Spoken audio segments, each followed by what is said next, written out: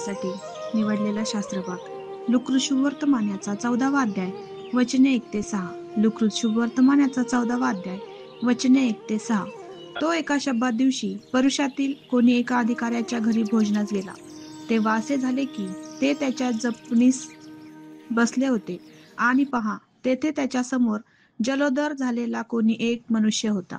येशूने शास्त्र्यांस व परुषांस विचारले, शब्दात दिवशी रोग बरे करणे योग्य आहे किंवा नाही? तेव्हा ते गप्प राहिले.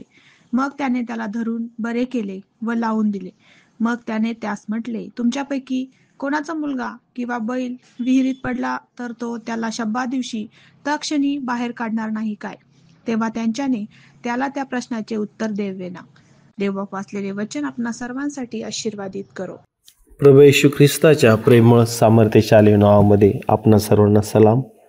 आम्ही पाहत आहोत प्रभू येशू ख्रिस्त ह्या ठिकाणी एका आजारी व्यक्तीला शब्दात दिवशी बरं करत आहे.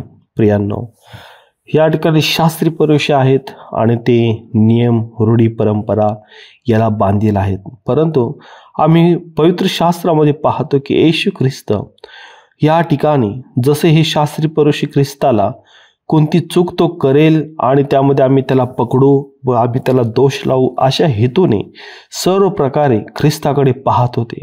परंतु ख्रिस्त प्रभू येशू त्यांचा अंतर्याम ओळखून त्यांना म्हणत आहे की एखादा व्यक्ती विहिरीत जर शब्दात दिवशी जर पडलेला आहे तर त्या व्यक्तीला आम्ही वाचवणार नाही का? तो कोणाचा मुलगा असेल, कोणाचा बैल असेल. प्रियांनो, आम्ही मनुष्य जात, आम्हाला निश्चित एवढी तर एक मावळकी आहे की जर कोणी तत्क्षणी मदतीची अपेक्षा करून आहे आणि त्याला मदत आम्ही करू शकतो तर आम्ही देखील मनुष्य पुढे येतो. या शास्त्री पुरुषांनी कोणतेही उत्तर दिले नाही. प्रभू ख्रिस्त म्हणत आहे की आज उद्धार करण्याचा समय आहे, आज आरोग्य देण्याचा समय आहे, आज मनुष्याला मदतीची गरज आहे. तर मग तुम्ही शब्दाला का बांधील आहात? प्रियांनो, आम्ही देखील फक्त रूढी परंपरा नव्हे तर आम्ही अंतःकरणापासून मदतीसाठी गरज बाळगणाऱ्यांना, त्या लोकांना आम्ही निश्चित मदतीचा हात द्यावा. आम्ही जेवढं आमच्याकडून होईल तेवढं आम्ही इतरांचे हित करावं. आमच्या येशू ख्रिस्ताने देखील ह्या भूतलावरती येऊन काम करणं थांबवलं नाही. प्रियांनो, 3.5 वर्षे जसं आम्ही पाहतो पवित्र शास्त्रामध्ये, नवीन करारमध्ये येशू ख्रिस्ताने रोग, राई, दुखणे करी सर्वांना बरं केलेलं आहे. सुवार्ता सांगत नगरोनगरी गावोगावी फिरलेलं आहे. आम्ही देखील ख्रिस्त प्रभू येशूने जसं सेवा कार्य केलेलं आहे आम्हीही विश्वासाने करूया. जे आम्हाला करता येतं, जे गरजू व्यक्ती आहे, जी सर्व समस्येमध्ये अडकलेली आहे, आम्ही त्याला जर मदत करू शकतो आम्ही देखील करूया. या शास्त्र भागातून आम्हाला शिकण्यासाठी मिळत आहे की प्रभू ख्रिस्त कार्य करत असे, आम्हीही आमचं कार्य थांबू नये. परमेश्वर या वचनाद्वारे आपणास आशीर्वाद देव. धन्यवाद देवा. प्रभू, आम्ही तुझी स्तुती करतो, तुला धन्यवाद देतो. प्रभू येशू, किती तू कार्य केलं देवा. प्रभू येशू, तू कार्य करण्यास दमला देखील नाही, तू थकला नाही, तू थांबला नाही देवा. होय प्रभू, तू सेवा करत राहिला देवा.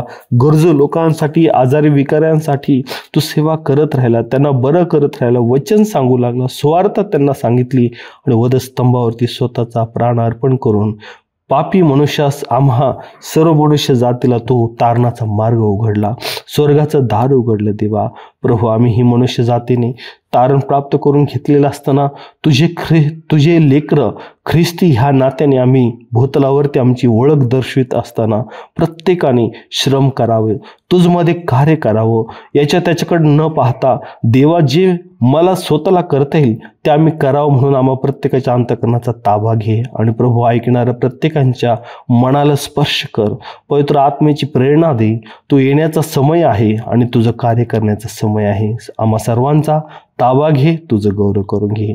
जे आम्ही वचन ऐकलं त्याच्यावरती मननचिंतन करण्यासाठी प्रत्येक आम्हाला लहान थोर मोठ्याचं सहाय्य कर. आज कुणी आजारी आहे, येशू प्रभू त्यांना स्पर्श कर, आरोग्य दे. चिंताक्रांत आहे, नासर येशू तुझ्या वचनाच्या द्वारे त्यांची चिंता दूर हो, तुझ्यामध्ये ते आनंदित हो, तुझ्या वचनाचं मननचिंतन करत असं घडून. धन्यवाद देतो देवा, तुमची प्रार्थना ऐकली. विनंती प्रार्थना प्रभू येशूच्या नावात केली आहे म्हणून ऐकते बाप्पा. आमेन.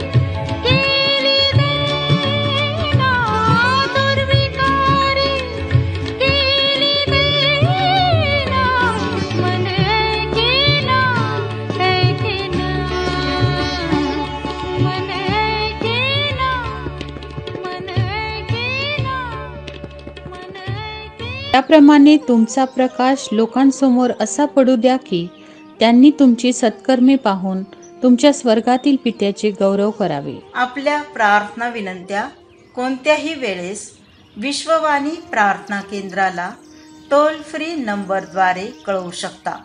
आमचा टोल फ्री नंबर 1-800-2700-333.